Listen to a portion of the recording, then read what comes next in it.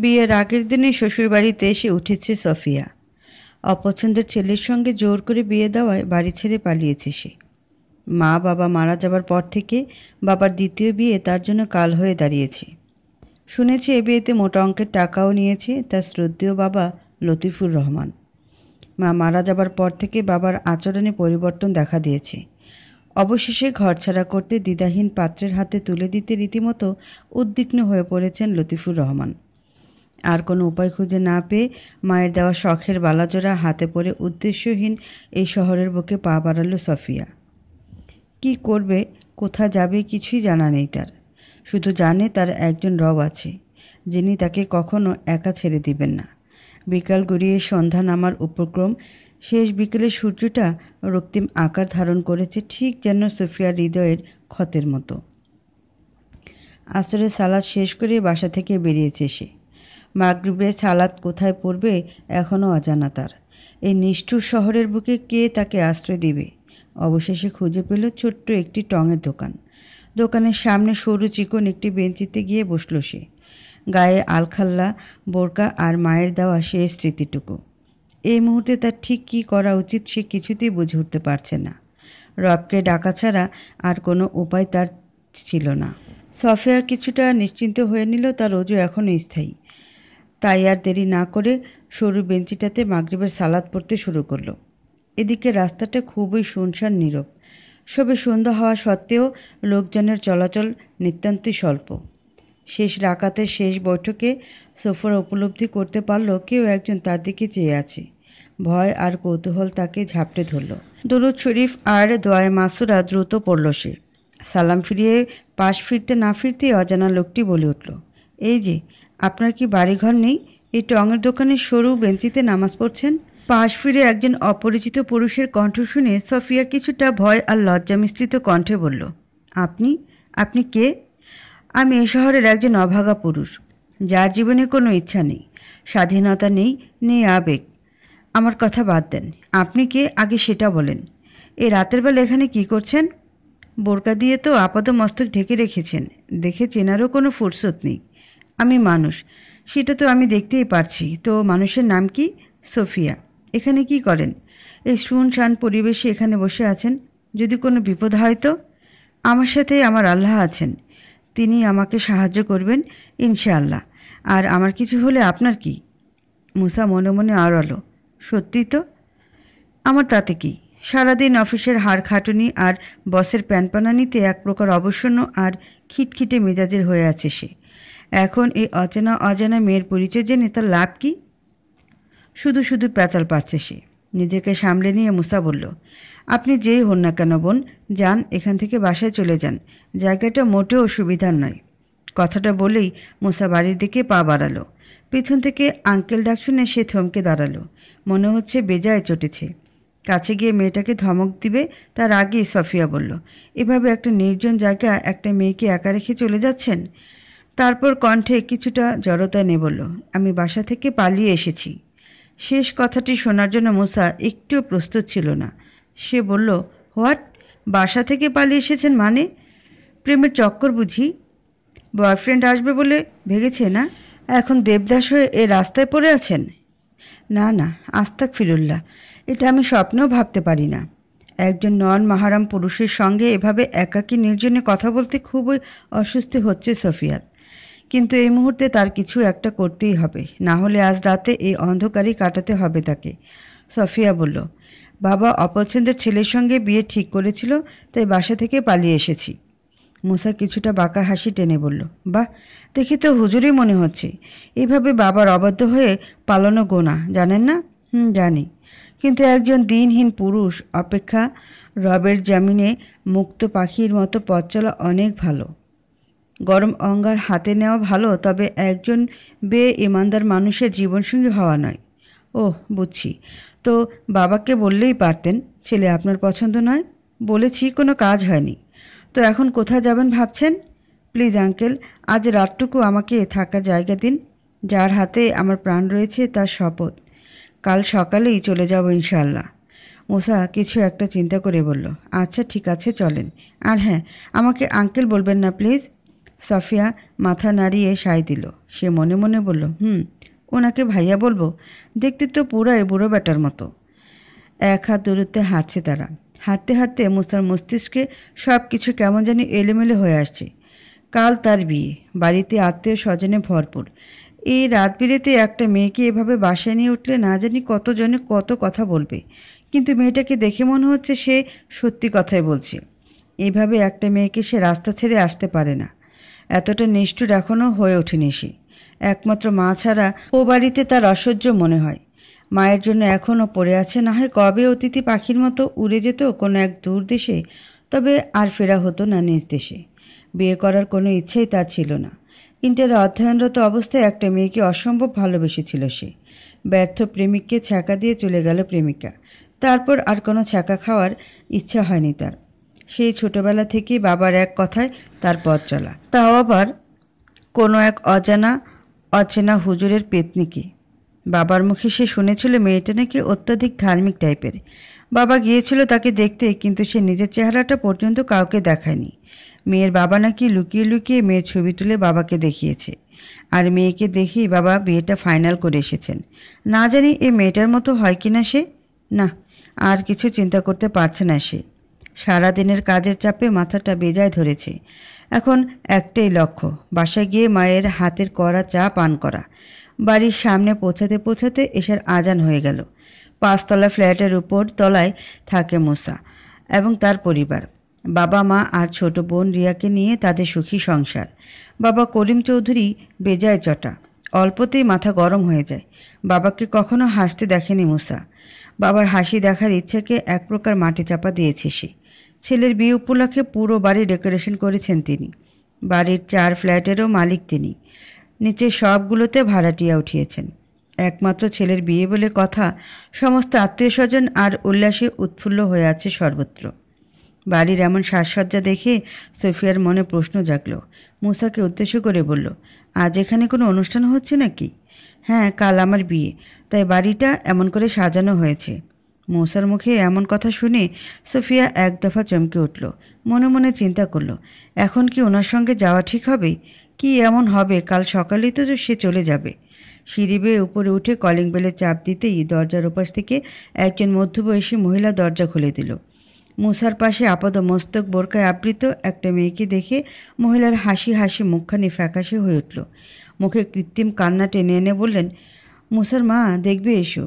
এই রাত বিরেতে তোমার ছেলে কোত্থেকে এক মেয়েকে নিয়ে এসেছে। মহিলার চিৎকার শুনে বেশ কয়েকজন ইতিমধ্যে সেখানে এসে দাঁড়িয়েছে। মুসা আগে থেকে জানতেও পরিস্থিতি এমন বেগতিক আকার ধারণ করবে, তাই সে খুব একটা বিস্ময় প্রকাশ করল না। পায়ের জুতা জোড়া একপাশে খুলে রেখে সফিয়াকে উদ্দেশ্য করে বলল, ভেতরে আসুন। লজ্জা আর সংকোচ মিশ্রণ করে সফিয়া ঘরের মধ্যে প্রবেশ করল। উপস্থিত সকলের দৃষ্টি এখন তার দিকে। মুসার মা হামিদা বানু ছেলের কাছে গিয়ে প্রশ্ন করলেন, এটা কে বাবা? বলছি মা, আমি ফ্রেশ হয়ে আসি। না, তুই আগে উত্তর দিয়ে যাবি। উনি রাস্তায় বিপদে পড়েছিলেন, আর তাছাড়া উনি বাসা থেকে পালিয়ে এসেছেন। যাওয়ার কোনো জায়গা নেই, তাই নিয়ে এলাম। রাতটুকু থেকে সকালেই চলে যাবে। হামিদা বানু সোফিয়ার কাছে গিয়ে বললেন, তোমার নাম কি মা? সোফিয়া। ওহ, ভালো নাম। তুমি দাঁড়িয়ে কেন, বসো না। বসবে না? খড়খড় কণ্ঠে পুরুষ কণ্ঠ ভেসে এলো। সকলের দৃষ্টি এখন তার দিকে। করিম চৌধুরী ছেলের দিকে তাকিয়ে বললেন, তুমি ভুলে যেও না, কাল তোমার বিয়ে। আর আমি আমার বন্ধুকে কথা দিয়েছি, তার কন্যার সহিত তোমার বিয়ে হবে। এর হেরফের আমি করব না। এখন এ রাত বিরাতের সময় যদি কোনো হেরফের করো, তোমার অবস্থা মোটেও ভালো হবে না বলে দিচ্ছি। বাবা, তুমি কি আমাকে সন্দেহ করছো? মোটেও না, আমি শুধু তোমাকে স্মরণ করিয়ে দিলাম। হ্যাঁ, আমার মনে আছে, বলে মুসা হনহন করে নিজের রুমের দিকে চলে গেল। ফ্রেশ হয়ে এসে মুসা দেখতে পেল সফিয়ার চারপাশে মৌমাছির মতো ঘিরে আছে তার পরিবার আর আত্মীয় স্বজন। একটার পর একটা জেরা করেই চলেছে তারা। মুসার ফুফু টিটকিরি কেটে বললেন, এইভাবে বাড়ি থেকে পালিয়ে এসেছো কেন? হ্যাঁ? প্রতিটি কথার জবাব সফিয়া খুব সুন্দরভাবে দিয়ে যাচ্ছিল। তার প্রত্যেকটি কথার মাঝে ইসলামের বিষয়গুলো রয়েছে। মুসার ছোট বোন রিয়াকে উদ্দেশ্য করে হামিদা বানু বললেন, যা তো মা, ওকে ঘরে নিয়ে যা। এসেছে পর্যন্ত মেয়েটা প্রশ্নের উত্তর দিয়েই যাচ্ছে। আপা, আপনি একটু চুপ করেন তো। যা মা, তুই নিয়ে যা। আসেন আপু। রিয়া সফিয়াকে নিয়ে একটি রুমে এলো। সফিয়া রিয়াকে উদ্দেশ্য করে বলল, আমাকে একটা জায়নামাজ দিবে বোন? আমি সালাদটা পরে নিব, আর অজু করার জায়গাটা দেখিয়ে দিবে প্লিজ। হ্যাঁ শিওর, আসুন আমার সঙ্গে। রিয়া একটি ওয়াশরুম দেখিয়ে দিয়ে বলল, এই যে আপু, এখান থেকে আপনি অজু করে নিতে পারবেন। জাজাকিল্লাহ প্রিয় বোন। রিয়া কিছুই বুঝতে পারল না, তবুও খুব একটা বোঝার ভাব নিয়ে বলল, নয়, বলতে হয় ওয়া ইয়াকি। সরি আপু, আমি আপনার কথা বুঝতে পারিনি। কোনো সমস্যা নেই বোন। জাজাকিল্লাহ অর্থ আল্লাহ তোমাকে উত্তম যাজা দান করুক, আর ওয়াকি অর্থ তোমাকেও আল্লাহ উত্তম যাজা দান করুক। জি আপু, বুঝতে পেরেছি। সফিয়া আর কাল বিলম্ব না করে ওয়াশরুমে প্রবেশ করলো। সফিয়ার সঙ্গে কথা বলে রিয়ার হৃদয়ে একরকম পুলকিত ভালো লাগা কাজ করলো। এই অল্প সময় তাকে অনেক বেশি আপন মনে হচ্ছে অনেক দিন আগে থেকেই তাদের পরিচয়টা পাকা হয়ে আছে। সফিয়াকে ওয়াশরুম দেখিয়ে দিয়ে বিছানার এক কোণে বসে ফোন স্ক্রলিং করছিল রিয়া। এমন সময় ওয়াশরুম থেকে বেরিয়ে এলো সফিয়া। হিজাব আর নিকাব খুলে গায়ে জড়িয়েছে সে। অজুর পানির ফোঁটায় ফোঁটায় কবিরা গুনাহ বিসর্জিত হচ্ছে। ওয়াশরুম থেকে বেরিয়ে রিয়াকে উদ্দেশ্য করে বলল, জায়নামাজটা কোথায় রেখেছ বোন? সফিয়ার কথায় ফোনের স্ক্রিন থেকে চোখ তুলে সম্মুখে এক পরীকে দেখতে পেল সে। মানুষ এত সুন্দর হতে পারে তার জানা ছিল না।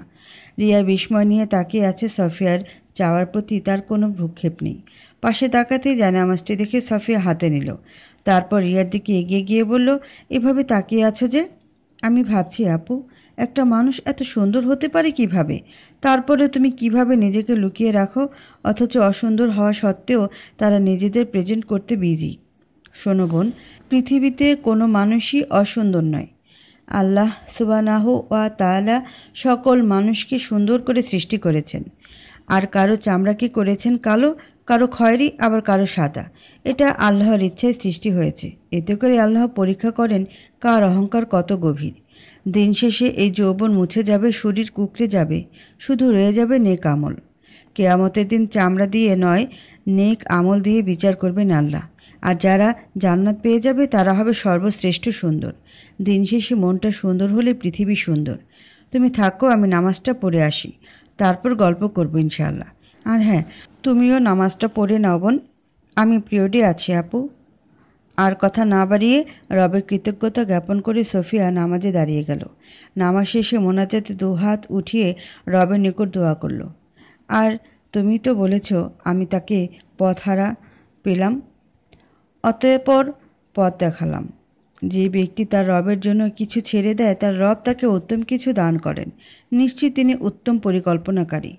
আমিন ইয়া রাব্বুল আলামিন। এশার সালাদ শেষ করে বিছানার এক কোণে গিয়ে বসল সফিয়া। রিয়াকে দেখতে না পেয়ে একা একা বসে রইল সে। বাড়ির কথা তার খুব বেশি মনে পড়ছে। বাবা তাকে খুব আদর করত, কিন্তু মাঝে মাঝে তার চেহারা ভয়ঙ্কর রূপ ধারণ করত। সফিয়া সৎমা লাইলি বেগম খুব কড়া স্বভাবের মহিলা। বাড়ির সকল কাজ সফিয়া নিজ হাতে করত। তার বাবার দ্বিতীয় পক্ষের মেয়ে রাবেয়া এবার অষ্টম শ্রেণীতে অধ্যয়নরত সে। সফিয়ার সাথে তার বেজায় ভাব। আজ তার জন্যই সে বাড়ি থেকে পালাতে পেরেছে। আসার সময় রাবেয়া নিজের হাত খরচের 100 টাকা সফিয়ার হাতে দিয়ে বলেছিল, বুবু এটা রাখো, হয়তো তোমার কাজে আসবে। সফিয়া নিতে অস্বীকৃতি জানালেও রাবেয়ার জোরাজুরিতে এক প্রকার বাধ্য হয়েই সে ছোট্ট নোটটি হাতে নিয়েছিল সে। ফেরার সময় রাবেয়া কাঁদো কাঁদো সুরে বলেছিল, বুবু ভালো থেকো। আব্বাই কেন যে তোমারে ওই বড় লোকের বেটার সাথে বিয়ে দিতে চাইলো, তবে দেখো আমার মন বলছি আল্লাহ তোমারে কখনো ছেড়ে দিবে না। তুমি অনেক সুখী থাকবা বুবু। রাবেয়ার কথা মনে হতেই সফিয়ার দু চোখ ছলছল করে উঠল। হেজাবের এক কোণে মুছে নিল চল। এমন সময় রিয়া এসে বলল, তুমি কাঁদছো কেন আপু? কই না তো। সরি, আমি তুমি করে বলে ফেলেছি। না প্রবলেম নেই, এটাই সুন্দর। আচ্ছা ওকে, তুমি কাঁদছো এটা আমার থেকে লুকিও না, আমি সব বুঝি বুঝলে। তাই নাকি? হ্যাঁ। আর এভাবে হেজাব জড়িয়ে কতক্ষণ থাকবে তুমি? না বোন, আমার কোনো সমস্যা হচ্ছে না। এটা আমি মানতে পারছি না আপু। এই গরমে তোমার কোনো সমস্যা হচ্ছে না এটা বললেই আমি বিশ্বাস করে নিব? দাঁড়াও, আমি তোমাকে একটি ওড়না বের করে দিই। না বোন, বাড়িতে অনেক মেহমান আছে, তাছাড়া ওড়নাতে পরিপূর্ণ পর্দা করা ডিফিকাল্ট। আমি বরং হেজাবেই সেভ আছি আলহামদুলিল্লাহ। রিয়া আর কোনো বাক্য ব্যয় করল না। সে হুট করেই বলে ফেলল, আয় হায়, মা আমাকে চা বানাতে বলেছিল। এবার নির্ঘাত আমি মারা পড়ব দেখো। রিয়া একটু ব্যস্ত হয়ে উঠতে যাবে এমন সময় সফিয়া বলল, আমি কি তোমার সঙ্গে যেতে পারি? হ্যাঁ নিশ্চয়ই, কেন নয়। রিয়া সফিয়াকে কিচেনে নিয়ে গেল। ওদের বাসায় দুইটা কিচেন, একটাতে লোক সমাগমের যাতায়াত ভারী, অন্যটা ছিমছাম গরনের সীমিত জায়গা। রিয়ার লোক সমাগম এড়িয়ে সেখানেই চলে গেল। সোফিয়া বলল, আচ্ছা তুমি যদি কিছু মনে না করো আমি কি চাটা বানাতে পারি? হ্যাঁ অবশ্যই। রিয়া সব কিছু দেখিয়ে দিয়ে বলল, আচ্ছা আপু, তোমার চা বানানো শেষ হলে ওই ঘরটাতে গিয়ে বসো, আমি আসছি। জি আচ্ছা, ইনশাআল্লাহ। সোফিয়া চায়ের কাপে চা ঢেলে রিয়ার দেখানো রুমটাতে গিয়ে বসলো। প্রথম দিকে খারাপ লাগলেও এবারের একটা বিষয় সোফিয়ার হৃদয় ছুঁয়েছে। সে নিতান্তই একটা অচেনা মানুষ, তবুও তাকে স্বাধীনভাবে এ বাড়িতে চলাফেরা করতে কেউ বাধা দিচ্ছে না। সোফিয়া রুমে প্রবেশ করে দেখল খুব সুন্দর এবং পরিপাটি একটি বেডরুম। একটু পাশেই দেখতে পেল একটা ছোট্ট বেলকনি। বিছানার পাশে টেবিলটার উপরে চায়ের কাপটি রেখে সোফিয়া বেলকনিতে গিয়ে দাঁড়ালো। দাঁড়িয়ে দাঁড়িয়ে রিয়ার জন্য অপেক্ষা করছে সে। মেয়েটা হুটহাট করে কোথায় যে চলে যাচ্ছে বারবার। রাতের আকাশে নিস্তব্ধতা বিরাজ করছে সর্বত্র। বৃক্ষ পল্লব দোল খেতে খেতে গান ধরেছে এক অচেনা সুরে। গ্রীষ্ম দাবদাহের দিনেও রাতের পৃথিবীতে এক অদ্ভুত প্রশান্তি বিরাজমান। কাল তার বিয়ে হতো বড়লোকের সেই দিনহীন ছেলের সঙ্গে। ইদানিং তার বাবা বড্ড বেইমান হয়ে উঠেছে। টাকার বিনিময়ে মেয়েকে বিক্রি করে দিতে চাইল। বাবার প্রতি তার এক প্রকার ঘৃণা জন্মেছে। কিন্তু সব কিছু এক মুহূর্তে কেমন জানি এলোমেলো হয়ে গেল। হয়তো এতক্ষণে তার বাড়িতে মরা কান্না লেগেছে। ধুর, সে কি সব ভাবছে, তার জন্য কান্না করবে? এমন কে আছে ও বাড়িতে? মুসা গোসল সেরে ওয়াশরুম থেকে বেরিয়ে আয়নার সামনে দাঁড়িয়ে নিজের চুল ঠিক করে নিল। তার পরিধানে তোয়ালে ছাড়া কিছুই অবশিষ্ট নেই। পছন্দের টি শার্টটি খুঁজে না পেয়ে তার মনে পড়ে গেল কাল মা বেলকনিতে শুকাতে দিয়েছিল। বেলকনির দরজার সামনে যেতে সে দেখতে পেল কালো কাপড়ে আবৃত একজন মানুষ সেখানে দাঁড়িয়ে আছে। মুসা একটু জোরে সোরে বলে উঠল, কে আপনি? সফিয়া মুখ থেকে নিকাবটা সরিয়ে রহমতের বাতাস মুখে লাগিয়ে নিচ্ছিল। এমন সময় একটা পুরুষ কণ্ঠে সে হকচকিয়ে গেল। দ্রুত উল্টো দিকে ঘুরে বলল, প্লিজ এদিকে আসবেন না, আমার মুখে নেকাব পরিহিত নেই। কণ্ঠ শোনা মাত্রই মুসার চিনতে বাকি রইল না। সে বলল, আপনি এখানে কি করছেন? আমি জানতাম না যে এখানে আপনি থাকেন। রিয়া আমাকে বলল এখানে অপেক্ষা করতে, তাই। এমন সময় রিয়া পেছন থেকে এসে বলল, আপু কি হয়েছে? সাফিয়া দ্রুত নিজের মুখে নেকাব লাগিয়ে রিয়ার হাত ধরে সেখান থেকে প্রস্থান করলো। পূর্বের রুমে এসে বলল, তুমি আমাকে আগে বলনি কেন ওটা তোমার ভাইয়ার রুম? আলহামদুলিল্লাহ যে উনি আমাকে দেখতে পায়নি। দেখলে কি হতো আপু? শোনো বোন, পর্দা করা প্রতিটি মুসলিম নারীর জন্য ফরজ ইবাদত। কোনো গায়রে মাহরম পুরুষের সামনে যাওয়া কিংবা তার সঙ্গে অযথা আলাপচারিতাও পর্দার অংশ। আজ থেকে তুমিও পর্দা করা শুরু করবে বোন। আমাদের বাসায় কেউ পর্দা করে না আপু, মা কিছুটা করে। রিয়া এবং সফিয়ার কথাবার্তার মাঝে কেউ একজন দরজা টোকা মেরে বলল, আসতে পারি? রিয়া সেদিকে দৃষ্টি দিয়ে বলল, আসো না আপু। সফিয়া বলল, এটা কে? পরিচয় করিয়ে দিই। এটা হচ্ছে আমার কাজিন ইরিনা। ইরিনা আপু, এটা সফিয়া। হ্যাঁ, বাসা থেকে পালিয়ে এসেছি। এই মেয়ে, বলো দেখি কি এমন হলো যে তুমি বাসা থেকে পালিয়ে এলে? নাকি মুসা ভাইয়ের সঙ্গে প্রেমের চক্কর আছে আর এমন নাটক করে এ বাড়িতে এসে উঠেছ? আস্তাগফিরুল্লাহ আপু, কারো সম্পর্কে এমন মিথ্যা ধারণা রাখা অনেক বড় গুনাহ। হ্যাঁ, আমি বাসা থেকে পালিয়ে এসেছি, তবে দিনের জন্য। আমার বাবা একটা দিনহীন ছেলের সঙ্গে আমার বিয়ে দিতে চেয়েছিল, তাই পালিয়ে এসেছো বুঝি? তা মুসা ভাইয়ের ঘাড়ে চেপে বসলে কেন? এমনিতেই বাপের চাপে পড়ে কোথাকার এক কালো ভূতের সঙ্গে নাকি বিয়ে ঠিক হয়েছে। জি না আপু, আল্লাহ আমাকে ওনার সঙ্গে দেখা করিয়েছেন। আমি ওনাকে কথা দিয়েছি সকাল হলেই আমি এ বাড়ি থেকে চলে যাব ইনশাল্লাহ। সোফিয়ার কথা শুনে রিয়া বলল, না আপু, কাল তুমি যাবে না। ভাইয়ার বিয়েটা শেষ হলেই তুমি যাবে। আর সব থেকে ভালো হয় যদি তুমি পার্মানেন্ট এই বাড়িতে থেকে যাও। রিয়ার মুখে এমন কথা শুনে ইরিনার গা জ্বলে উঠল রীতিমতো। নিজের অহংকার আর হিংসাত্মক মন নিয়ে বেশিক্ষণ সেখানে থাকতে ব্যর্থ হলো ইরিনা। বলল, আমি যাই রিয়া, আমার ফেসিয়ালের কাজটা এখনও বাকি রয়েছে। বলেই হনহন করে রুম থেকে বেরিয়ে গেল ইরিনা। আপু, ইরিনা আপুর কথায় কষ্ট পেও না। আপু এভাবে সবার সঙ্গে কথা বলে জানো। ইরিনা আপু আমার ভাইয়াকে বিয়ে করার জন্য মরিয়া হয়ে উঠেছিল, কিন্তু আপুর এমন ব্যবহারের জন্য ভাইয়া তাকে পছন্দ করে না। মেয়েটা পুরাই মায়ের মতো হয়েছে, যেমন মা তেমন তার মেয়ে। এভাবে বলে না রিয়া। আমরা তাকে শুধরাতে বলবো, তবে তার সম্পর্কে এভাবে মন্তব্য করলে গীবতের আওতায় পড়ে যাব।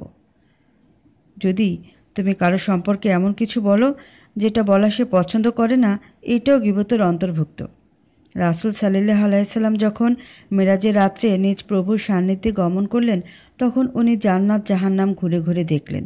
তিনি দেখতে পেলেন জাহান্নামে অধিকাংশ নারী। আর তিনি জিবরাইল আলাইহিস সালামকে দুনিয়াতে তাদের পাপ সম্পর্কে জানতে চাইলে তিনি বললেন, এদের অধিকাংশ নারী অন্যের সম্পর্কে কুৎসা রটনা করত, এমনকি অন্যের দোষ চর্চা করা কবিরা গুনাহ। এটা মৃত ভাইয়ের মাংস ভক্ষণ করার মতো।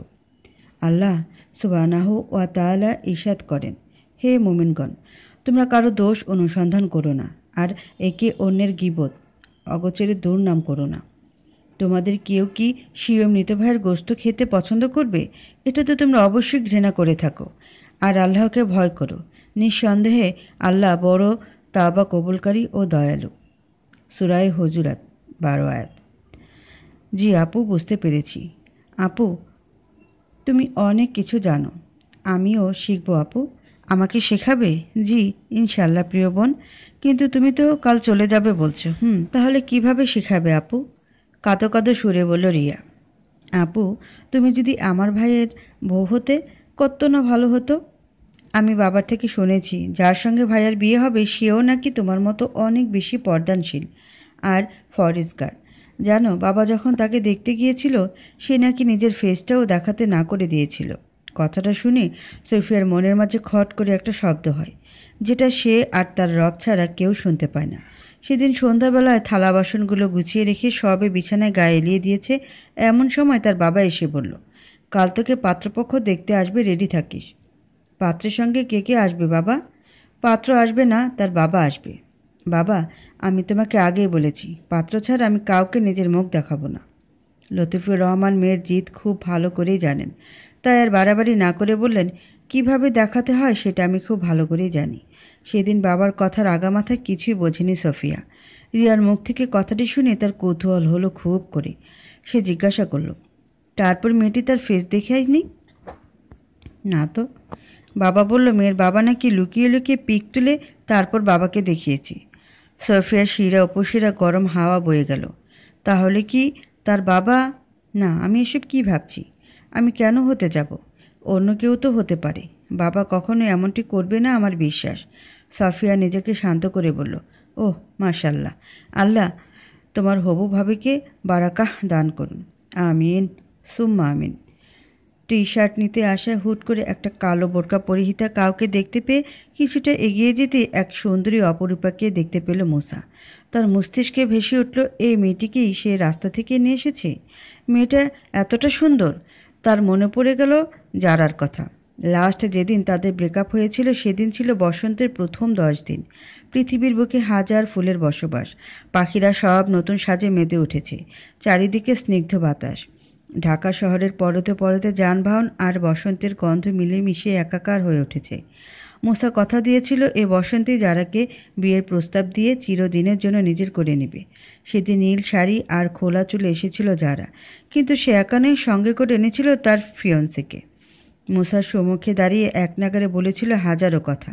যারা খুব বেশি সুন্দর ছিল এমনটিও নয়, তবু রূপের দাম্ভিকতা তাকে আষ্টে পৃষ্ঠে ধরেছিল। সেদিন মুসাকে উদ্দেশ্য করে যারা বলেছিল, শোনো মুসা, এতদিন আমাদের যা হবার তা হয়েছে, পাস্ট ইন পাস্ট, অ্যান্ড এখন আমি অল টাইম ফিউচার নিয়ে থিঙ্ক করি। You know, my cousin Rohan গত মাসে ইটালি থেকে দেশে ফিরেছে। বাই দ্য ওয়ে, না চাইতেও বাবা মা রোহানের সঙ্গে আমার বিয়ে ঠিক করে ফেলেছে। আই থিঙ্ক তোমার মতো ছোনো ছাড়া একটা ছেলে, আমার সঙ্গে যায় না। নিজেকে আয়নায় দেখো একবার। নামটাও রেখেছে মুসা, আনকালচার নেম। আর হ্যাঁ, নিজের জীবনটাকে গুছিয়ে নিও। আর দোয়া করছি খুব ভালো একটা ওয়াইফ পেয়ে যাবে। রোহান, তুমিও দোয়া করে দাও। আসি, ভালো থেকো। সেদিন বলার মতো কোনো ভাষা মুসার ছিল না। তারপর থেকে কখনো কোনো মেয়ের প্রতি দুর্বলতা কাজ করেনি তার। কিন্তু সফিয়াকে দেখেছে সে, মেয়েটার মাঝে অদ্ভুত এক জাদু আছে। এতদিন বোরকা নেকাব পরিহাতা মেয়েদের মুসার খুব অসহনীয় মনে হতো। হয়তো তাদের সৌন্দর্য নেই, আর এর জন্যই এভাবে সবসময় নিজেকে ঢেকে রাখে। কিন্তু আজ তার ধারণা পাল্টে গেল। সফিয়াকে দেখা সত্ত্বেও মুসা খুব একটা ভাব নিয়ে সফিয়ার কাছে জানতে চাইল, কে আপনি? কই, তার কাজিনরা তো কখনো তাকে দেখে এমন করেনি। ইরিনা তার গায়ে উপর পড়লে বাঁচে, আর এই মেয়ে তার থেকে পালাচ্ছে কেন? এতটা সুন্দর হওয়া সত্ত্বেও মেয়েটা এভাবে নিজেকে ঢেকে রেখেছে। মুসা লাস্ট কবে সালাত আদায় করেছে তার জানা নেই, আর এই মেয়েকে সে যত দেখছে তত অবাক হচ্ছে। বিছানায় শুয়ে শুয়ে সফিয়ার কথা ভাবছে মুসা। তার জন্য এমন কেন হচ্ছে মুসার? বুকের বাপাসটা ধুর ধুর করে উঠছে, সমস্ত শরীরে একবার শিহরণ খেলে গেল। কাল এমন সময় তার ঘরে অন্য কেউ থাকবে, কেমন হবে সে? যারার মতো তাকে আবার অবহেলা করে চলে যাবে না তো, নাকি থেকে যাবে চিরদিনের জন্য? আজকের সকালটি অন্যরকম। রাতে শহরের বুকে বৃষ্টির হামলা হয়েছে, কয়েকবার মেঘের ভারী গর্জনও শোনা গিয়েছে। সফিয়া এবং রিয়া একটা বেডে ঘুমিয়েছিল। সেই আজানের আগে ঘুম থেকে উঠেছে সে। ফজরের নামাজ শেষ করে ড্রয়িং রুমে আসতেই কোনো জনমানবের চিহ্ন পেল না সেখানে। এখন সকাল 7টা, অথচ কেউ ঘুম থেকে ওঠেনি। এরা কি নামাজ পড়ে না? মুসলিম হিসেবে জন্মগ্রহণ করে এদের জীবনটাই ব্যর্থ। সফিয়া দেখতে পেল পাশের রুমটাতে টিপ টিপ করে আলো জ্বলছে। সফিয়া সেদিকে এগিয়ে যেতেই দেখতে পেল কেউ একজন গুনগুন করে কোরআন তেলাওয়াত করছে। কৌতূহল বশত সেদিকে এগিয়ে গিয়ে সফিয়া দরজা টোকা দিতেই ভেতর থেকে পারমিশন এলো। কে? ভেতরে আসো। সফিয়া সালাম দিয়ে ভেতরে প্রবেশ করল। মুসার মা হামিদা বানু সালামের প্রত্যুত্তর জানিয়ে বলল, ও তুমি? রাতে ঘুম ভালো হয়েছে মা? জি আন্টি, আলহামদুলিল্লাহ। এখানে এসে বসো। সফিয়া হামিদা বানুর পাশে গিয়ে বসল। হামিদা বানু বললেন, কোরআন পড়তে পারো? জি আন্টি, আলহামদুলিল্লাহ। আমাকে একটু পড়ে শোনাবে? হ্যাঁ, অবশ্যই। সফিয়া সূরা ওয়াকিয়া পাঠ করল। তার মিষ্টি তেলাওয়াত হামিদা বানুকে বিমোহিত করল। তিনি বললেন, বাহ, তুমি তো অনেক সুন্দর করে তেলাওয়াত করো মা। জানো, আমার বৌমাটা নাকি তোমার মতোই পরেশগার। আমার ছেলেটাই বিয়েতে রাজি নয়, তবে আমার বিশ্বাস মেয়েটা আমার ছেলেটার জীবন পাল্টে দিবে। ওর বাবার বন্ধুর মেয়ে, বন্ধুকে কথা দিয়ে ফেলেছে, তাই একরকম রাজি হয়েছে ছেলেটা। সফিয়া জানতো তার বাবার একজন শহরে বড়লোক বন্ধু আছে। সে এটাও জানতো তার বাবার বন্ধুর ছেলের সাথেই নাকি তার বিয়ে ঠিক করেছিল। সফিয়ার সব কেমন এলোমেলো মনে হয়। কি হচ্ছে? সে এই মুহূর্তে যেটি ভাবছে সেটাই কি তাহলে সত্যি? যার থেকে পালাতে সে বাসা থেকে পালিয়ে এসেছে তার কাছে সে ধরা দিল? সে কি বিয়ের আগের দিন শ্বশুরবাড়িতে এসে উঠেছে? হামিদা বানু বললেন, তুমি থাকো মা, আর যাওয়ার কথা ভুলেও মুখে এনো না। আমি যাই, সবার জন্য নাস্তা রেডি করতে হবে। আন্টি, একটা কথা বলি? হ্যাঁ বলো। আজকের নাস্তাটা না হয় আমি রেডি করি, তুমি করবে? তিনি মুচকি হেসে বললেন, আচ্ছা মা। হামিদা বানু থেকে বিদায় নিয়ে সফিয়া নাস্তা রেডি করার জন্য পা বাড়ালো। দরজার ওপাশে কারোর সঙ্গে ধাক্কা খেয়ে সজোরে মেঝেতে পড়ে কপালের ডান পাশটা ক্ষত হয়ে উঠল। মুসা নিজের বলিষ্ঠ হাত দ্বারা সফিয়াকে মেঝে থেকে তুলতেই পাশ থেকে কেউ একজন বলে উঠল, বাহ, এই সাত সকালে এসব কী দেখছি আমি? এই মেয়ে, তুমি এ বাড়িতে কী মতলব এসেছ? হ্যাঁ, সত্যি করে বলবে? ফুপুর কথা শুনে সফিয়া দ্রুত নিজেকে ছাড়িয়ে নিয়ে দেওয়ালের কোল ঘেঁষে দাঁড়ালো। মুহূর্তে ঘটে যাওয়া বিষয়টি সে স্বাভাবিকভাবে নিতে পারছে না। ললাটে প্রচণ্ড রকম ব্যথা অনুভব হচ্ছে। ভাগ্যিস রুম থেকে বেরোনোর সময় নিকাবটা লাগিয়ে এসেছিল। পরপুরুষের দৃষ্টিগোচর থেকে এই সামান্য ক্ষত তার কাছে নগণ্য। সামনে উপবিষ্ট ভদ্রমহিলা আবার বললেন, এ মেয়ে, এত হুজুকে পানা করো, তাহলে পরপুরুষের গা পড়া স্বভাব কেন? ফুপুর এমন কথা শুনে মুসা প্রতিবাদে সুরে বলল, ফুপু, তুমি এসব কি বলছো? উনি কেন আমার গায়ে পড়তে যাবে? অকস্মাৎ একটি দুর্ঘটনা হয়ে গিয়েছে, এটা নিয়ে এত কথা বলার কি প্রয়োজন? সংক্ষেপে বলতে গেলে রহিমা বেগম মুসার একমাত্র ফুপু। নিজের মেয়ের সঙ্গে মুসার পরিণয় করতে না পারায় তিনি একরকম ক্ষুদ্র প্রেমী হয়ে উঠেছেন। সফিয়া আসছে দেখে রহিমা বেগমের তার প্রতি আক্রোশ। সফিয়া কথা বলার অবস্থায় নেই। ললাটের ক্ষতটিতে প্রচণ্ড রকম ব্যথা অনুভব করছে। সমস্ত শরীর নিথর হয়ে আসছে। নিজেকে সামলাতে না পেরে অবচেতন অবস্থায় মেঝেতে লুটিয়ে পড়ল সে। এতক্ষণে হামিদা বানু পাশেই উপবিষ্ট ছিলেন। তিনি ছেলেকে উদ্দেশ্য করে বলেন, ওকে রুমে নিয়ে চল বাবা, কপালে আঘাত পেয়েছি। মুসা সফিয়াকে কোলে করে নিয়ে রিয়ার রুমে আসলো। রিয়া বিস্ময় নিয়ে বলল, আপুর কি হয়েছে ভাইয়া? মুসা কোনো উত্তর না দিয়ে বিছানায় শুয়ে দিল সফিয়াকে। হামিদা বানু বললেন, মুসা, তুই বাইরে যা বাবা, আমরা দেখি কি করা যায়। কেন মা, আমি এখানে থাকলে প্রবলেম কি? সফিয়া পর্দা করে, তুই থাকলে ওর পর্দা লঙ্ঘন হবে। হয়তো এখন ওর জ্ঞান নেই, তবে আমরা বিবেকহীনের মতো ওর পর্দা লঙ্ঘন করাতে পারি না। মুসা কিছু একটা ভেবে বাইরে চলে গেল।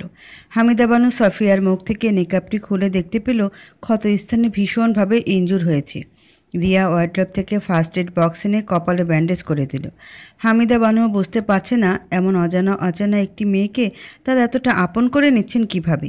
এই কয়েক ঘন্টায় সোফিয়াকে তাদের খুব বেশি চিরচেনা মনে হচ্ছে। মেয়ে পালাইয়া গেল আর তুমি বুঝলা না? কোথাও খুঁজতে বাকি রাখি নেই।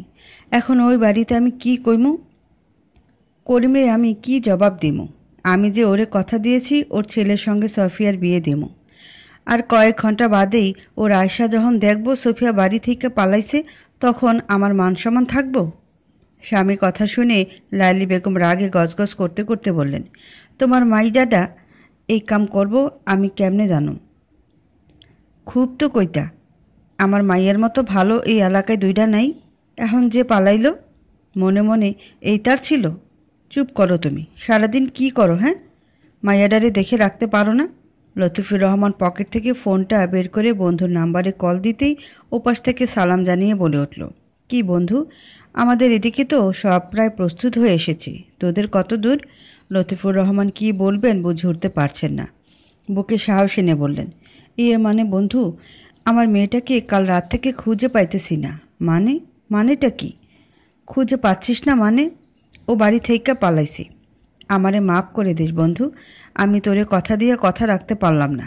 করিম চৌধুরী রাগে গজগজ করতে করতে বলল, এইটা ভালো করলি না বন্ধু, এখন আমার মান সম্মান কোথায় গিয়ে দাঁড়াবে বুঝতে পারছিস? কথাগুলো বলেই ফোন কেটে দিলেন করিম চৌধুরী। বাড়ির সকলকে ডেকে বলেন, এ বিয়ে হবে না। না না, আমি এটা মানতে পারছি না। এই শহরে আমার যেটুকু নাম খ্যাতি আছে তা এইভাবে মুছে যেতে পারে না। উপস্থিত সকলের মুখে কালো মেঘ এসে জমা হলেও লাইলি বেগম উৎফুল্লের হাসি হেসে বললেন, বাহ ভাইজান বাহ, কি একটা মেয়ে পছন্দ করলেন যে মেয়ে বিয়ের আগের দিনেই ভেঙে গেল। এখন আর কি করা, বিয়ের সকল আয়োজন যখন হয়েই রয়েছে, ইরিনাকে বলি রেডি হতে। কি বলেন ভাইজান? পাশেই দাঁড়িয়েছিল মুসা। সে বলে উঠল, না, আমি এই বিয়েতে রাজি নই। ইরিনাকে আমি বিয়ে করতে ইচ্ছুক নই। লাইলি বেগমের আর কোনো কথা বলার সুযোগ অবশিষ্ট থাকল না।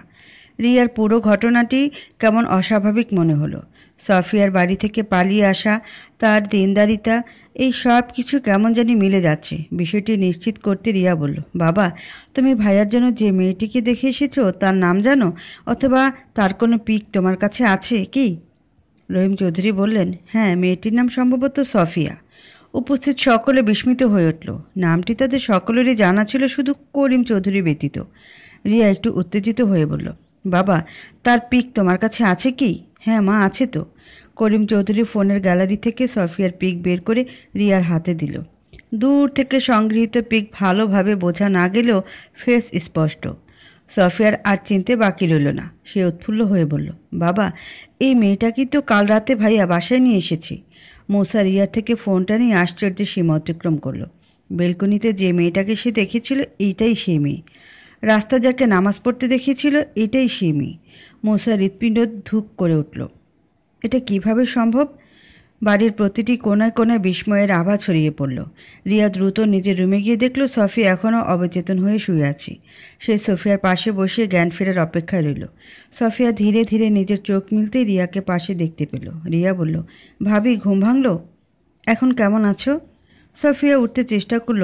রিয়া সফিয়াকে ধরে আদর সহ করে বলল, এখন কেমন লাগছে ভাবি? সফিয়া অবাক হয়ে বলল, ভাবি? হ্যাঁ ভাবি, তুমি ভাইয়ার সঙ্গে ধাক্কা খেয়ে মেঝেতে পড়ে গিয়েছিলে, তারপর কপালে ইনজুর হয়েছিল। আমি তোমাকে ব্যান্ডেজ করে দিয়েছি। আমাকে ভাবি বলছো কেন? ভাইয়ার বউকে ভাবি বলবো না তো কি বলবো শুনি? ভাইয়ার বউ মানে? যার জন্য তুমি বাসা থেকে পালিয়ে এসেছো তার কাছে এসেই ধরা পড়ে গিয়েছো। এখন পালাবার জায়গা নেই। সফিয়ার আর বুঝতে বাকি রইল না সে যেটা ভেবেছিল সেটাই ঠিক হলো। মুসার সম্পর্কে সে যা শুনেছিল সে ততটাও খারাপ নয়। সফিয়া আর আপত্তি করল না। দুপুর গড়াতে না গড়াতেই তাদের বিয়ের সকল কার্যক্রম সম্পন্ন করা হলো। বিয়েতে খুব জমকালো আয়োজন হয়েছে, তবে সফিয়া সর্বদা বোরকা নিকাব পরিধান করেই থেকেছে। গোধূলি বিকেলের মনোরম পরিবেশে বাড়ির পেছনের দিকটাই অন্যভাবে ডেকোরেশন করা হয়েছে। প্রকৃতি আর খোলা আকাশের নিচে বরকনে পাশাপাশি বসে আছে। তাদের মাঝে এক হাত পরিমাণ দূরত্বের ব্যবধান। সফিয়া সাদা রঙের বোরকা নিকাব পরেছে, মোসার গায়ে কারুকার্যময় শেরওয়ানি, মাথায় পাগড়ি। লজ্জায় মাথা নুয়ে আছে সফিয়া। রিয়া পাশে গিয়ে বলল, ভাবি, ভাইয়ার থেকে দূরে বসে আছো যে, কষ্ট হচ্ছে না? ভাইয়ার কাছে গিয়ে বসো, না হলে আমার ভাইয়াটা শিওর হার্ট অ্যাটাক করবে। সফিয়ার মনে হচ্ছে মাটিতে মিশে যেতে। রিয়াটাও না এত দুষ্টু। সফিয়াকে বলে কাজ হবে না বিধায় রিয়া এবার ভাইয়ার কাছে গিয়ে বলল, ভাইয়া, তোর এইভাবে দূরত্ব বজায় রেখে বসে আছিস কেন? তোরা কি ট্রাফিক নিয়ম পালন করছিস? তোর সমস্যাটা কোথায়? আমার ভাইয়ার কষ্ট আমি না বুঝলে কে বুঝবে বল? মোসেবার কিছু একটা চিন্তা করে বলল, তুই ঠিকই তো বলেছিস, কিন্তু কোনো কিন্তু নয়। আমাকে 500 টাকা দে আর ভাবির কাছে চলে যা, তোকে অনুমতি দিলাম। এই আমার বউ, তুই অনুমতি দেবার কে শুনি? আমাকে টাকা না দিলে তুই ভাবির কাছে যেতে পারবি না। মুসা সফিয়ার কাছাকাছি বসার কয়েকবার চেষ্টা করেও পারল না। তারপর পকেট থেকে 500 টাকার নোট একটি বের করে বলল, এই নি। জাজাকাল্লাহ খায়রান ভাইয়া। এটা আবার কি? এটার অর্থ থ্যাঙ্কস, ভাবির থেকে শিখেছি। ওয়েট, ভাবি তোকে অনেক কিছু শিখিয়ে দেবে। কথাগুলো বলে রিয়া একটু দূরে গিয়ে দাঁড়ালো। যে যার মতো খাওয়া দাওয়া আর আনন্দ উপভোগ করছে। ছোট ছোট ছেলে মেয়ে এদিকে সেদিকে দৌড়াদৌড়ি করছে। একটু দূরে এরিনা চেয়ারে বসে ফোনে স্ক্রলিং করছে, আর মাঝে মধ্যে আরও চোখে নবদম্পতির দিকে তীক্ষ্ণ দৃষ্টি দিয়ে তাকিয়ে থেকে হতাশা নিঃশ্বাস ফেলছে। মুসা একটু একটু করে সফিয়ার দিকে এগিয়ে এসে তার হাত স্পর্শ করতেই সফিয়ার সমস্ত শরীর কেঁপে উঠল। অনুভূতি আর আবেগে মিশে থাকা হৃদয় এই প্রথম কোনো পুরুষ তাকে স্পর্শ করায় সে অনেকটা লজ্জাবতীর ন্যায় নুয়ে পড়ল। এই দৃশ্য অবলোকন করে রিয়া দূরে দাঁড়িয়ে মিটিমিটি হাসছে। মুসার বন্ধুরা এসে তার রুমটি অমায়িক সাজে সজ্জিত করল। রাতের খাবার শেষে রিয়া এবং সফিয়া ছাদে এলো। আজকে রাতের আকাশে অজস্র তারাদের দেখা মিলেছে। ফাগুনের হাওয়ায় দোল খাওয়া পল্লবের শীতল স্নিগ্ধ বাতাস তাদের মন ভরিয়ে দিচ্ছে। সফিয়া বলল, রিয়া, তোমার নামটি কে রেখেছিল? বাবা। কেন বলো তো? রিয়া নামের অর্থ তুমি জানো না তো? রিয়া বলা হয় লোক দেখানো ইবাদতকে। যারা লোক দেখানো ইবাদত করে তাদেরকে বলা হয় মুনাফিক। মুনাফিকের স্থান জাহান্নামের তলদেশে। সত্যি আমি এটা জানতাম না। তাহলে আমার নামটা চেঞ্জ করব? হ্যাঁ, সেটাই ভালো হবে। কি রাখা যায় বলো তো? মারিয়া রাখতে পারো। মাশাআল্লাহ, নামটি সুন্দর। মারিয়া ছিল রাসূল সাল্লাল্লাহু আলাইহি সাল্লামের স্ত্রীর নাম। রাসূল সাল্লাল্লাহু আলাইহি সাল্লাম মিশরের আলেকসান্দ্রিয়ার বাদশাহ জুরাইস ইবনে মাতার দরবারে রাষ্ট্রদূত হিসেবে হাতিব ইবনে আবি মালতায়া রাদিয়াল্লাহু আনহুকে প্রেরণ করেন। জুরাইজ রাসূল সাল্লাল্লাহু আলাইহি সাল্লামের প্রেরিত বাণী এবং হাতিম রাদিয়াল্লাহু তাআলার উপর খুশি হয়ে তার সঙ্গে অনেক উপটোকন সহ 2 জন সুন্দরী দাসী প্রেরণ করেন। তাদের একজনের নাম ছিল মারিয়া, অন্যজন শিরিন। মারিয়া রাদিয়াল্লাহু আনহু ছিলেন অত্যন্ত সুন্দরী নারী। পরবর্তীতে রাসূল সাল্লাল্লাহু আলাইহি সাল্লামের সঙ্গে মারিয়া রাদিয়াল্লাহু তাআলার বিবাহ হয়। বিবাহের কয়েক মাস পর মারিয়া রাদিয়াল্লাহু আনহু গর্ভবতী হন। রাসূল সাল্লাল্লাহু আলাইহি সাল্লাম অত্যন্ত খুশি ছিলেন, কিন্তু এই খুশি বেশিদিন স্থায়ী হলো না। মারিয়া রাদিয়াল্লাহু আনহুর কোল আলোকিত করে এক পুত্র সন্তান জন্মগ্রহণ করল। তার নাম রাখা হলো ইব্রাহিম। জন্মের কিছুদিন বাদে অসুস্থ হয়ে ইব্রাহিম মারা গেল। সফিয়ার চোখ বেয়ে কয়েক ফোঁটা অশ্রু গড়িয়ে পড়ল। রাতের আধারে স্পষ্ট বোঝা না গেলেও কণ্ঠস্বরে স্পষ্ট কান্নার আওয়াজ ভেসে এলো। রিয়া বলল, ভাবি, তুমি কাঁদছ? প্রিয় হাবিবের দুঃখই আমাদের দুঃখ, তার কষ্ট মানেই আমাদের কষ্ট। একমাত্র তাকে ভালোবাসার মাধ্যমে রয়েছে মুক্তির দিশা। ভাবি, তাহলে আজ থেকে আমার নাম হবে মারিয়া। আমি এটা সবখানে নিউজ করে দিব, আমার নাম মারিয়া। রিয়ার কথা শুনে সফিয়া মিষ্টি হেসে উঠল।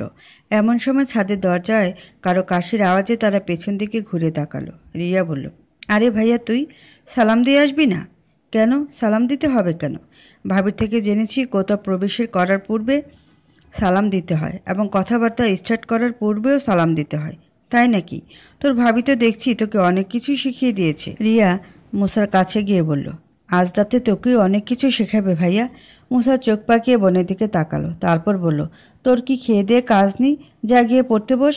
ভাইয়া, আজকের দিনেও তোর এটা বলতে হলো? কাবাব মে হাড্ডি হওয়ার ইচ্ছা না থাকলে এখান থেকে যা। Get out. যাচ্ছি। রিয়া হনহন করে সিঁড়ি বেয়ে নিচে নেমে গেল।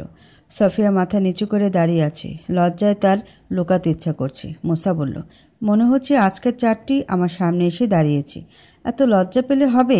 কাল রাস্তাতে অনেক কথা বললে। ভাগ্যিস কাল তোমাকে রাস্তা থেকে তুলে এনেছিলাম, তা না হলে নিজের এমন চাঁদের টুকরা বউটাকে আজ হারাতে হতো। সাফিয়া চুপ করে আছে। এমন পরিস্থিতিতে তার খুবই অস্বস্তি ঘিরে ধরেছে। এই মুহূর্তে তার ঠিক কী বলা উচিত ভেবে পাচ্ছে না। মুসা আবার বলল, আমাকে বিয়ে করে তুমি খুশি নও? জি, আলহামদুলিল্লাহ।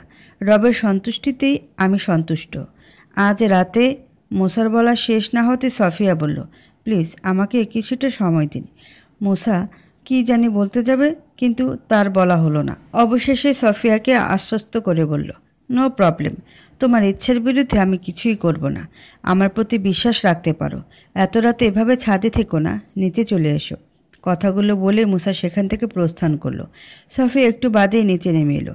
সালাম জানিয়ে রিয়ার রুমে প্রবেশ করতে রিয়া বলল, ও আলাইকুম আসসালাম। ভাবি, তুমি কোথায় ছিলে? ভাইয়া তোমার জন্য ওয়েট করছি। না মানে কি মানে করছো? রিয়া সফিয়াকে নিয়ে রুমে দিয়ে আসলো। সফিয়া রুমে প্রবেশ করতে অবাক হয়ে যায়। অসম্ভব সুন্দর করে সাজানো হয়েছে রুমটি। এদিক সেদিক তাকাতেই তার চোখ পড়ল সোফার দিকে। মুসা ল্যাপটপ নিয়ে বসে আছে। সে সফিয়ার দিকে একবার আরও চোখা তাকিয়ে আবার কাজে মন দিল। সফিয়ার নিজেকে খুব অপরাধী মনে হচ্ছে। হয়তো ছাদে ওভাবে কথাটি বলা তার উচিত হয়নি। সফিয়া ধীর পায়ে মুসার দিকে এগিয়ে গিয়ে বলল, আমার কথায় আপনি কি কষ্ট পেয়েছেন? কষ্ট পেয়ে থাকলে আফওয়ান। মুসা বলল, মানুষের সময়ের মূল্য দিতে শিখছি, দেখি জয়ী হতে পারি কি না। সফিয়া এই সম্পর্কে আর কোনো কথা না বাড়িয়ে বলল, চলুন আমরা 2 রাকাত সালাত আদায় করে নিই। কেন? এখন কিসের সালাত? আমাদের দাম্পত্য জীবনে বরকত হোক, এটা আমি চাই, আর সেই জন্যে সালাত পড়তে চাচ্ছি। আচ্ছা, ওকে। 2 জন নবদম্পতি রবের সন্তুষ্টি অর্জনে তার সম্মুখে দাঁড়িয়ে গেল। মোনাজাতে নিজেদের বিবাহিত জীবনে বারাকাহ প্রার্থনা করল। অতঃপর সফিয়া জায়নামাজ গুছিয়ে রেখে সোফায় গিয়ে শুয়ে পড়ল। গত দিন থেকে ঘুম তার উবে গিয়েছে। নিশ্চিন্তে চোখের পাতা এক করেছে, ঠিক এমন সময় কারো হাতের স্পর্শে সে চমকে উঠল। মুসা তাকে কোলে তুলে নিয়েছে, সজ্জিত বিছানায় বসিয়ে দিয়ে বলল, এবার ঘুমান মহারানী, আমি আপনাকে জোর করব না। তবে আপনি কষ্ট করে সোফায় ঘুমাবেন, আমি এটা সহ্য করব না। আচমকা ঘটনায় সফিয়া অনেকটা হকচকিয়ে গেল। সে অবাক হয়ে মুসার পানে তাকিয়ে আছে।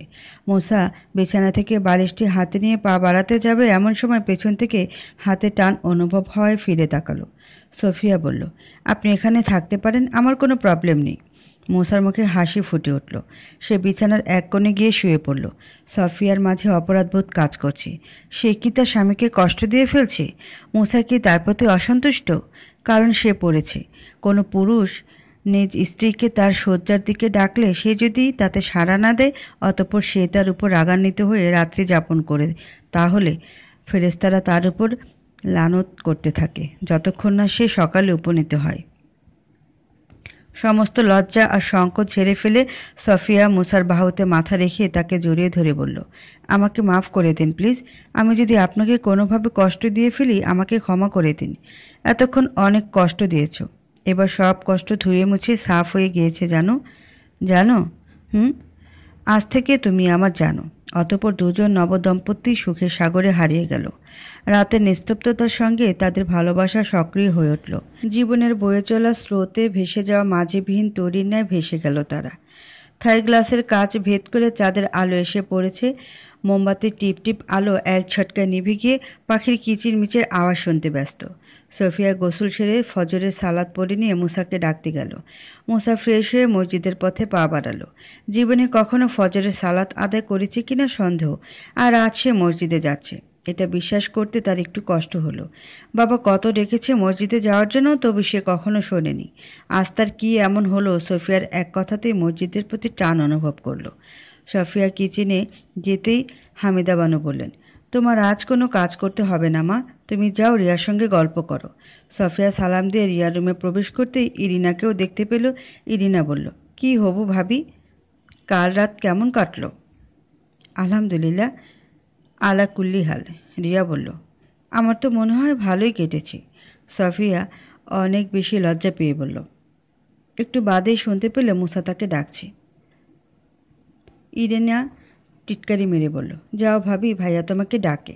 সফিয়া চলে যেতে ইরিনা মুখ ভেঙচিয়ে বলল, তোর ভাবি একটু বেশি ভাব করে বুঝলি। তোমার মতো। ইরিনা ব্রুকুচকে রিয়ার দিকে চেয়ে এলো। সফিয়া সালাম দিয়ে রুমে প্রবেশ করে বলল, আমাকে ডেকেছেন? ও আলাইকুমুস সালাম। কোথায় ছিলে? মারিয়ার রুমে। মারিয়াকে? রিয়াকে আমি মারিয়া বলে ডাকি। ও তাই বলো। আমার থেকে দূরে দূরে থেকো না কেন?